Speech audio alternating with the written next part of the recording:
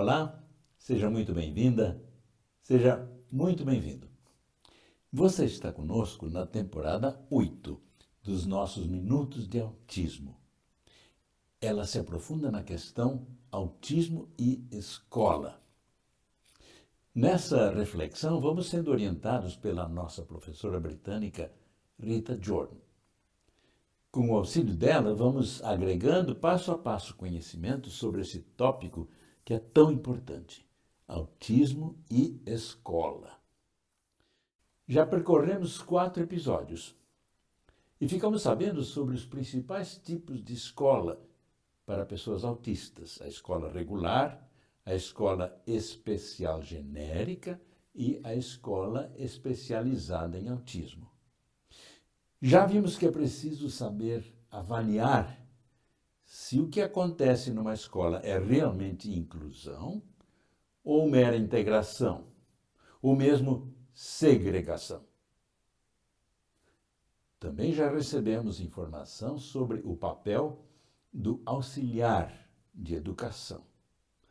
E agora, neste episódio 5, a professora Rita conta sobre um trabalho de avaliação que ela realizou numa escola regular. A escola se apresentava como plenamente inclusiva. Mas será que era mesmo? Eu compartilho com vocês esse caso porque ele ajuda a aguçar os critérios de avaliação. Você que é professor ou responsável por uma escola regular inclusiva, poderá utilizar esses critérios para conferir se há pontos a melhorar na inclusão praticada pela sua escola.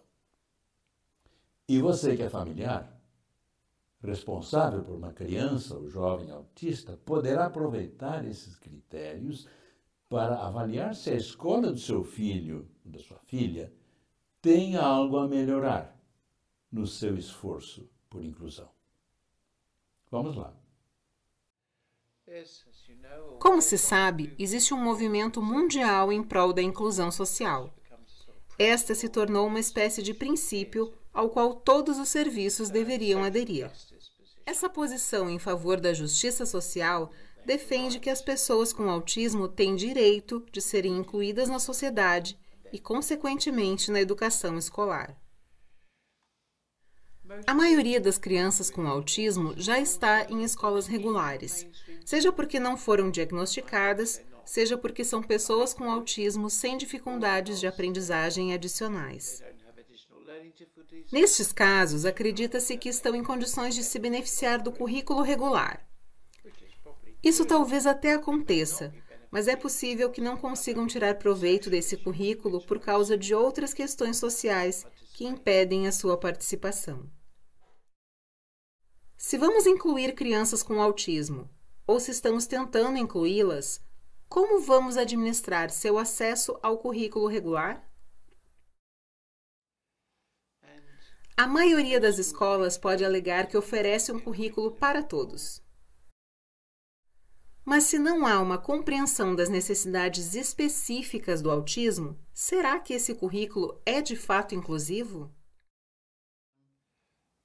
Provavelmente não é. Como sabemos, as crianças com autismo não se desenvolvem da mesma forma que crianças típicas, e por isso as necessidades também serão diferentes. Certa vez, fiz uma pesquisa que consistiu em acompanhar um aluno com autismo ao longo do dia em uma escola regular. De acordo com a administração da escola, ele tinha sido plenamente incluído. Para efeitos de pesquisa, eu havia solicitado que me indicassem um exemplo de inclusão plena. Era um menino de 10 anos de idade que contava com o apoio de uma auxiliar de educação diariamente durante o turno da manhã. É bastante tempo de assistência. Poucas crianças recebem esse nível amplo de apoio. No período da tarde, o menino não tinha nenhum acompanhamento. Essa auxiliar de educação não tinha sido treinada. Era uma ótima pessoa, mas se encaixava no perfil que descrevi anteriormente. Ela tinha filhos, precisava levá-los à escola antes de ir trabalhar e por isso não tinha tempo para se reunir com a professora do menino. Além disso, precisava ir embora logo depois da aula, no horário do almoço. Ela não tinha condições de se informar de antemão sobre o conteúdo da aula e não conseguia preparar a criança para eventuais problemas que pudessem aparecer. Ela ia lidando com as dificuldades à medida que surgiam, e, em geral, o menino acabava ficando para trás.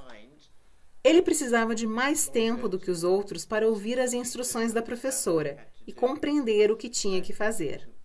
Por isso, não conseguia realizar o que era esperado. E a auxiliar achava que o papel dela era ajudá-lo a acompanhar a aula, concluindo as tarefas. E mesmo que isso significasse fazer o trabalho por ele, na visão dela, isso fazia parte das suas atribuições. Com o tempo, o menino passou a desistir das lições cada vez mais cedo, porque percebeu que a auxiliar assumia o trabalho e concluía as atividades por ele. Então, chegava a hora do recreio e ninguém tinha treinado o menino para brincar com as outras crianças, assim como elas também não tinham sido treinadas a interagir com ele. Ele tinha sorte de não sofrer bullying. Durante o intervalo, ficava simplesmente perambulando pela margem do pátio. As outras crianças, às vezes, olhavam para ele, mas obviamente o achavam estranho e não sabiam o que dizer e nem como interagir com ele. Assim, ele passava o recreio todo sozinho, circulando em volta do pátio. Retornando do intervalo, tudo continuava exatamente do mesmo jeito. Não importava qual era a aula, a auxiliar estava lá. Na aula de educação física, ela ajudava o menino a se vestir. Outra vez, ela assumia a tarefa no lugar dele, em vez de ajudá-lo a desenvolver estratégias para se vestir sozinho. Na hora do almoço, a auxiliar ia embora, e o menino ficava com o professor do turno da tarde. O professor era um jovem simpático, mas que não sabia nada de necessidades especiais e muito menos de autismo.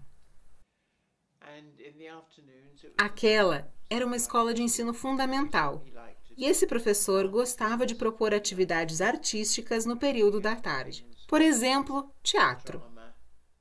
Ele incentivava as crianças a contribuir para o desenvolvimento das encenações, o que era uma excelente atividade. Mas como ele não sabia como obter a colaboração do seu aluno autista, o menino acabava sendo ignorado. Quando começava a ficar inquieto e a fazer barulho, o professor dizia que podia ir brincar no computador. Não havia nenhuma lição ou programa previsto. A ideia era que ele se ocupasse, sozinho, no computador. Eu registrei o número de vezes em que houve alguma interação entre esse garoto e outras pessoas ao longo do dia. As únicas vezes em que os professores lhe dirigiram a palavra foi para dar algumas ordens técnicas, como: "Você pode jogar no computador agora", ou "É hora de almoçar". Nenhuma criança falou com ele. E ele não falou com ninguém, nem com crianças, nem com professores, e a isso chamavam de plenamente incluído. Na verdade, era uma farsa. Acredito que essa não seja uma situação tão incomum.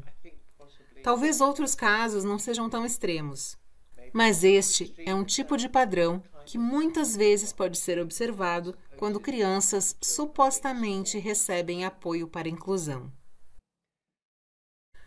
Com frequência, um modelo de inclusão utilizado se baseia em dificuldades intelectuais, e isso nem sempre é apropriado para o caso do autismo.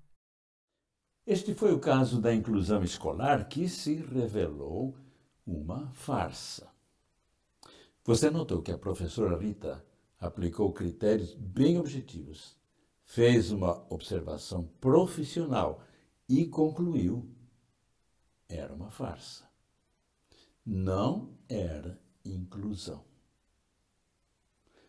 Compartilhei esse caso com vocês na esperança de que ele ajude a aguçar os critérios de avaliação. Professores e responsáveis por uma escola regular inclusiva podem utilizar esses critérios para conferir se há pontos a melhorar na inclusão praticada pela escola. E se você é familiar responsável por uma criança ou jovem autista, poderá aproveitar esses critérios para ajudar a escola do seu filho ou filha a melhorar o que precisa ser melhorado no seu esforço por inclusão. E a partir do próximo episódio, a professora Rita passa a propor ações e estratégias que podem favorecer a inclusão de crianças e jovens autistas na escola. Há muito para aprender. E por isso, eu aguardo você lá. Fique bem.